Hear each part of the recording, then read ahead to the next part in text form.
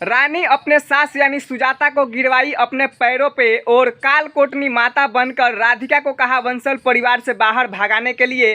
तभी सुजाता राधिका को धक्के मारकर वंसल परिवार से कर दी बाहर।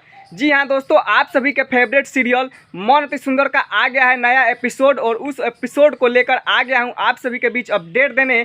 आइए जानते हैं इस वीडियो में कि क्या कुछ नया देखने को मिला है। दोस्तों, जब जग्गू जी को रानी लड्डू में जहर मिलाकर खिला रही होती है तभी वह देख लेती है जग्गू जी के कुर्ते में लगे बटाम पर मिनी कैमरा। तभी वह समझ जाती है कि राधिका बहुत होशियार है, अब तो मैं पकड़ी जाऊंगी। तभी वह नाटक करने को सोचती है कि क्यों ना अपने देह पर माता आने का नाटक करने लगूं। इसके आगे एपिसोड में देखते हैं कि दिव्यम काफ़ी ज़्यादा गुस्सा होता है और बोलता है कि रानी पागल हो गई है, लगता है मुझे डॉक्टर बुलाना पड़ेगा। तभी वह क्या करती है कि बेहोश होने का नाटक करती है और ज़मीन पर गिर जाती है। तभी कली बोलती है कि अरे क्या हो गया कालकोटनी माता को, रुको मैं पूछ के आती हूँ अपने मम्मी से कॉल करके कि माता जब आती है तो क्या करना होता है। तभी दादी बोलती है कि हाँ हाँ जाओ पूछ के आओ। और इधर दिव्यम से बोलती है बेटा रानी को उठाकर इसके कमरे में ले चलो। तभी बोलता है लेकिन दादी बोलती है कि कुछ नहीं सुनूंगी, चलो उठाओ और ले चलो।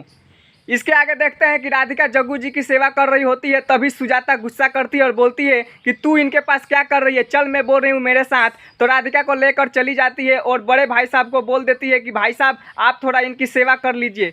इसके आगे के सीन में देखते हैं कि रानी को बेड पे सुलाया गया होता है और चारों तरफ नीम के पत्ते लगाए गए होते हैं और वहीं पे गंगा जल का छिड़काव होता है। तभी देखते हैं कि कली की जो सास होती है वो आती है और बोलती है कि ये सब क्या कर रहे हो। तभी कली बोलती है कि सासू माँ मैं अपनी मम्मी के पास कल कॉल की थी और पूछी थी कि जब कालकर्णी माता आती है तो क्या करना होता है। तो मेरी माँ ने बताई कि वहाँ पे नीम का पत्ते का बिस्तर लगाया जाता है और शुद्धिकरण किया जाता है, चारों बगल गंगा जल छिड़क के पवित्र किया जाता है। दोस्तों आगे के सीन में देखते हैं। तभी वहाँ पे राधिका आ जाती है और दादी देखती है तो बोलती है कि राधिका ये लो चुन्नी तुम माता को चढ़ा दो। फिर राधिका मन में बोलती है कि रानी ये तो नाटक कर रही है, सबके भावनाओं के साथ खेल रही है, लेकिन दादी का बात रखने के लिए चुन्नी मुझे चढ़ाना होगा। जैसे ही चुन्नी उसके सर पे रखने जाती है रानी के, तभी रानी उसका हाथ पकड़ लेती है और बोलती है कि अरे इस पापन को फिर से भेज दिया मेरे पास चुन्नी चढ़ाने के लिए। दोस्तों काफ़ी इंटरेस्टिंग सीन होता है। वहाँ पे राधिका को रानी बहुत तेज़ से धक्का देती है और राधिका गिरने होती है।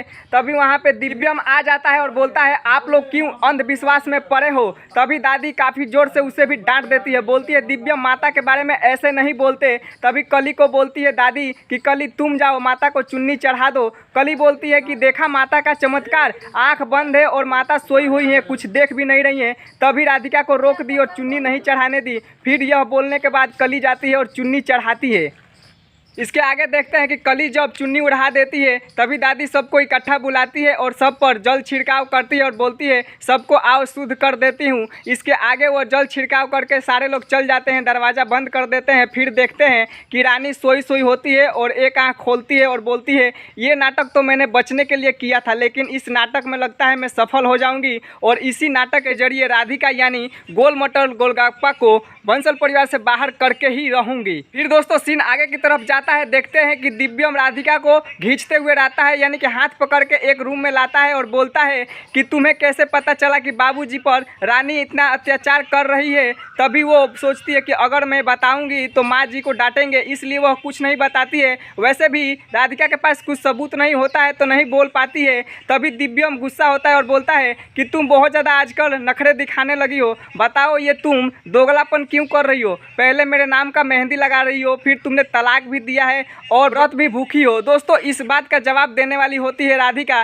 तभी वहाँ पे जग्गू के भाई यानी कि उसके बड़े पापा आ जाते हैं और बोलते हैं दिव्यम बेटा जग्गू कुछ परेशान लग रहा है, चलो डॉक्टर से दिखा कर लाते हैं, और वहाँ से चले जाते हैं। इसके आगे देखते हैं कि रानी घर में अकेली बैठी हुई होती है और काफ़ी ज़ोरों से उसका पेट दर्द कर रहा होता है। वह बोलती है कि मैं तो भूखी हूँ और इस माता के चक्कर में मेरे प्राण निकल रहे हैं, मुझे खाने को भी नहीं दे रहे हैं। तभी उसे आवाज़ सुनाई देता है कि कोई आ रहा है, तो बेड पर चढ़ के बैठ जाती है और जैसे ही गेट खुलता है तो वहाँ से सुजाता एक गिलास पानी लेकर आती है और आकर बोलती है बेटा रानी तुम कैसी हो, तुम ठीक हो ना, पहले से कुछ अच्छा महसूस कर रही हो ना। तभी बोलती है कि चलो कोई बात बात नहीं, ज़्यादा टेंशन मत लो, लगता है कि तुम्हें शादी का टेंशन हो गया है इसलिए तुम इस हालत में हुई हो। और बोलती है कि बहू तुम बन जाना, अभी तुम सही हो जाओ फिर दिव्यम से शादी करा दूंगी।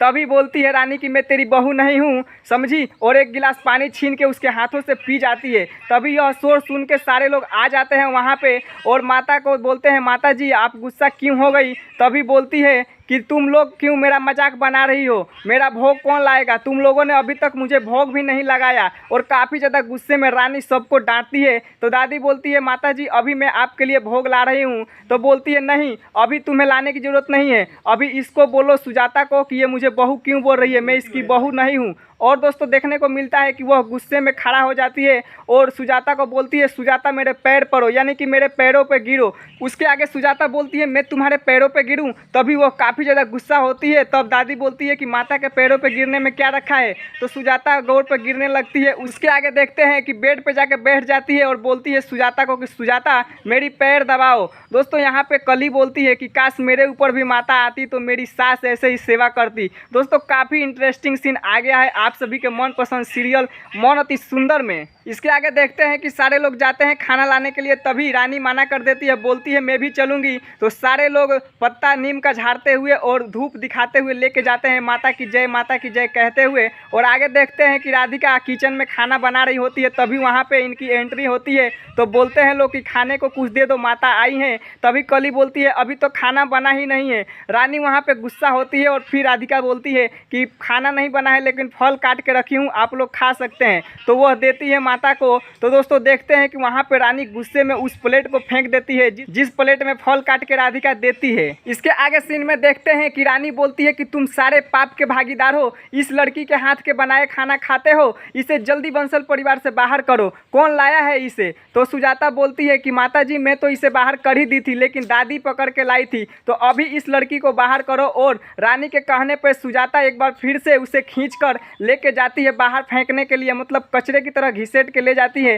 तभी दोस्तों वहाँ पे राधिका बोलती है कि मैं कोई पाप नहीं की हूँ। दोस्तों आगे देखते हैं कि सुजाता उसे खींच के ले जाकर फेंकने मतलब धक्का दे के बाहर करने वाली होती है। तभी वहाँ पे दिव्यम आता है और राधिका को पकड़ के अंदर लाता है। तभी सुजाता बोलती है कि रुक जा दिव्यम, इसे अंदर नहीं लाना है। तभी वहाँ पे आता है उसे लेकर दिव्यम और बोलता है कि आप सब सच में अंधविश्वास में पड़े हो, ऐसा थोड़ी होता है। माँ आपको समझना चाहिए कि जब से राधिका आई है तब से बाबूजी कुछ हेल्थ में अच्छे दिख रहे हैं, इनका स्वास्थ्य पहले से सही हो गया है। जो कि शरीर इनका ऐसा था कि हिल डुल नहीं रहा था, अब तो वो प्रगति भी कर रहा है। तो दिव्यम सबको डांटते हुए बोलता है कि राधिका कहीं नहीं जाएगी। तभी वहाँ पे एंट्री होती है रानी की, बोले तो माता की, और बोलती है तुम सब मरोगे इस लड़की को घर में रह के, ये तो पाप कर ही रही है और तुम लोग भी कर रहे हो। दिव्यम तुमको समझ में नहीं आता क्या, जिस लड़की ने तुम्हारे पिता को धक्का दिया छत से उस लड़की को घर में रखे हो। और सुजाता तुम्हारा पति इसी के वजह से अपाहिज हुआ है और आधा शरीर मरा हो गया है। और फिर दादी को भी बोलती है कि तुम भी समझ जाओ बुड्ढी, तुम्हारा बेटा जो है इसी की वजह से ऐसा हुआ है। तभी वहाँ पे गुस्सा दिखाती है राधिका और बोलती है कि मैंने कोई नहीं पाप किया है और ना ही ये बंसल परिवार छोड़ के जाऊंगी। दोस्तों इसके आगे वहाँ पे क्या होता है आगे के एपिसोड में बताऊंगा, काफ़ी इंटरेस्टिंग सीन आने वाला है। तो वो सब जानने के लिए वीडियो को लाइक करके चैनल को सब्सक्राइब करिए। मिलते हैं नेक्स्ट वीडियो में। वीडियो देखने के लिए धन्यवाद।